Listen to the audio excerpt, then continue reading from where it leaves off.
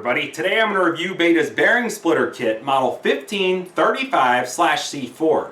And what that's actually going to include is a bearing puller, a bearing splitter, and a metal carrying case. Now they do have 5 different sizes in the 1535 series. This being model C4, it's going to be the 4th largest size. And they are going to have one size larger than this, and then finally 3 sizes that are going to be smaller. And really, depending on the size bearings that you're working on, you want to pick one or multiple kits. Now what I'm actually going to do in this video is show you how this operates. We're going to take a closer look at the kit, see how this fits in that metal case, and then I'm going to show you it actually being used. Now recently I did do a front wheel bearing job on a 2007 Toyota FJ Cruiser, and I was able to remove the bearing and hub assembly, bring it in the garage, and then remove the bearing from the hub with this, and then I also removed the inner race with this. Now what I was able to do is remove everything without damaging that hub, and then I was able to put the brand new bearing back on the hub, put it back on the vehicle, and then the customer is on their way. So now let's take a closer look at the actual kit, and then we're going to see it actually being used. Here's the metal case that does come in the kit, and the first thing I want to point out is the fact that I do keep this in a standard toolbox drawer when I'm not using it. Because it's only about 3 1/4 inches thick, about 16.5 inches wide, and then 15.5 inches deep, it's able to fit in a standard drawer, and I'm not being forced to leave it on the workbench or up on a shelf when I'm not using it. Now when we open the lid up on this, you can see that everything is held in place very nicely. They do have welded brackets in here, and nothing's banging around into each other. We have the splitter, the puller, as well as those hardened rods that are going to connect everything together. The splitter does have a range of 25 millimeters all the way up to 155 millimeters, or roughly 1 inch all the way up to a little over 6 inches. Now the one thing I do want to point out as far as a longevity issue, it's really a good idea to coat these forcing screws with wheel bearing grease or some other form of lubrication before you use them, and really after each time you use them. That's going to maximize the life of this, and it's going to prevent cross-threading. Okay, what I'm working on today is a 2007 Toyota FJ Cruiser, and what I'll be doing is actually replacing the front wheel bearings. Now I do have the wheel bearing and hub assembly right here, and you can see that they are pressed together. So in order to remove the current bearing, what I'll be using is the Betta bearing splitter. I'm going to go ahead and clamp that on there, and then using this 20-ton shop press, I'll go ahead and press the hub assembly out. Okay, now the first step is going to be, of course, to install the bearing splitter. So what we'll do is just aim the hub face down with the actual bearing facing up. And then what we'll need to do is actually tighten these bolts up on either side. Now once we do that, it's actually going to tighten in, and the lip of this is going to be underneath the edge of the bearing. So when we go to press the hub out, there's going to be nowhere for it to go. And it will actually hold everything in place at that point. So you can see you can just hand tighten this up. And now we're ready to head over to the shop press. Okay, now that we have everything installed, we'll go ahead and line it up underneath the post of the press. And you do not want to actually use this post to press the hub out. So what you want to do is get some bushing driver adapters. Now, if you don't have a larger set like I do, you can get these from Harbor Freight and they work just fine. But the idea is to completely cover up the actual hub with the same diameter. That way it's actually going to go down through the center of the bearing when we press that out. Now if you had something larger than that, all it's going to do is press this until it gets flush with the bearing, and then there'll be nowhere for it to go. So by having the correct size, we're able to actually press the entire hub assembly out of this bearing. Now all we'll need to do is just hand tighten this up very slowly so everything will be lined up correctly.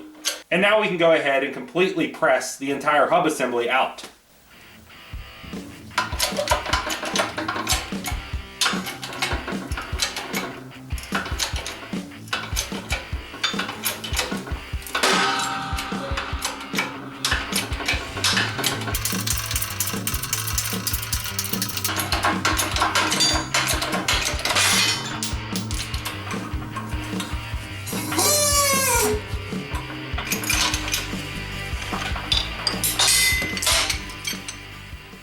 Now probably the hardest part of any front wheel bearing job is to get this inner race off.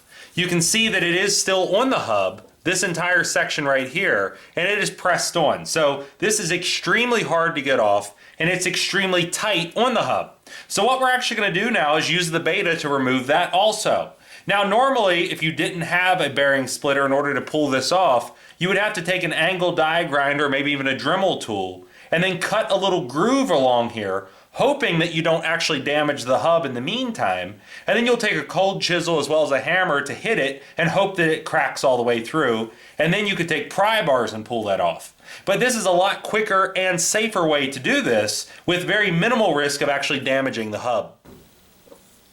Now, just like before, all you'll need to do is take the bearing splitter, slide it over top of the actual assembly, and then press the two sides together.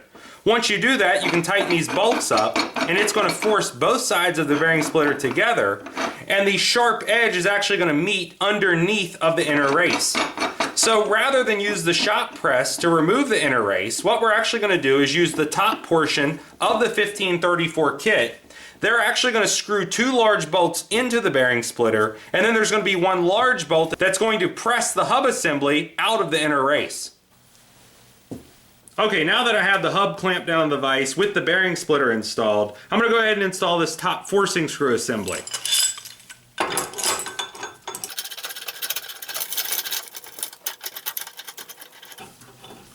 Now, once you can feel the bottom of these large bolts come down through the top of the bearing splitter, then that's installed just fine, because you want to have full contact of the threads. Now, I will be using that same bushing adapter that I used to press the hub off of the bearing, but because there's this large center hole in it, I'm actually going to take a bolt and put down through that. So this is what this screw is going to be pressing into, and the threads are not going to actually jam into the hole of the bushing adapter. Now, some of these may have smaller holes, it won't be a problem. There is a ball bearing on the bottom of this to prevent damage, and by having it hit the actual bolt, rather than have the threads jam into that hole, this is going to last a lot longer. Now, I'll go ahead and put this in the top of the hub now, and you can see that the forcing screw is going to line up with it. So what we'll do is, now that everything is perfectly aligned, we'll go ahead and tighten the bolts down on either side to keep everything locked into place. Now everything is locked into place, we can go ahead and put a ratchet on here now, and then yank that inner race off.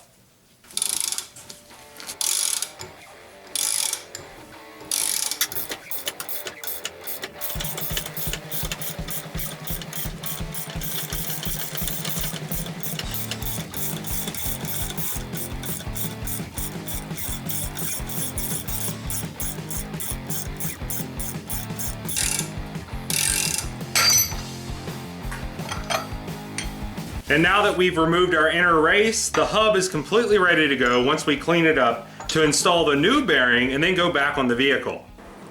So now you've seen Betta's bearing splitter kit for yourself.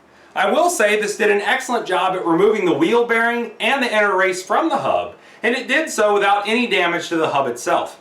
Now, the other thing I want to point out, when you're using a tool like this, you really want to keep safety in mind. This does come in at over 20 pounds. So let's say you have something clamped in the vise like I did, and then when that pressure breaks free, if this is not aiming up at the ceiling, what's going to happen is it's going to pop off of there. It's either going to hit your foot or the ground, and it's going to damage the tool or you.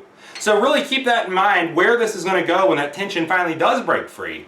And then finally, you want to make sure everything is nice and tight and aligned whenever you use this. That's going to allow it to give even pressure to both sides of the bearing, and it's going to pull off evenly. Now, this is made in Germany, and it does have a lifetime warranty on it through Betta against manufacturer defects. So as long as you use it like they want you to, with hand tools only, and you're not using pneumatic impact wrenches or cordless impact wrenches, if you ever do have a problem with it, they are going to fix that for you. If you like this video, please click like. If you like my channel, please click subscribe. And thanks for watching.